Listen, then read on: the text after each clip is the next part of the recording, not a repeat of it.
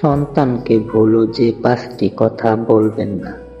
সন্তানের সাথে কথা বলার সময় কিছু বিষয় অবশ্যই এড়িয়ে চলা উচিত, কারণ এতে তাদের মানসিক বিকাশে নেতিবাচক প্রভাব ঘটতে পারে।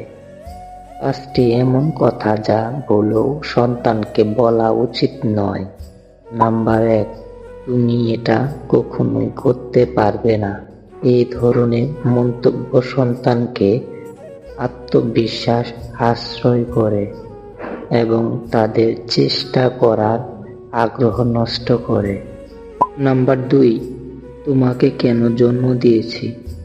এটি সন্তানকে খুব আঘাত করে এবং তাদের অবঞ্চিত মনে করা।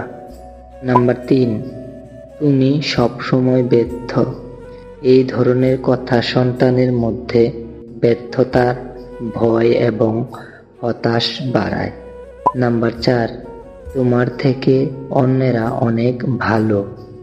এই ধরনের তুলনা সন্তানের মধ্যে হীনমতা এবং অসন্তোষ সৃষ্টি করে। নাম্বার 5, তুমি খুব বিরক্তিকর।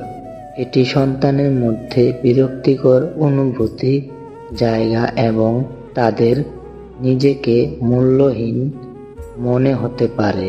সন্তানকে সর্বদাই উৎসাহিত করা এবং ইতিবাচক কথাবার্তা বলা উচিত, যাতে তারা আত্মবিশ্বাসী এবং সুখী হতে পারে।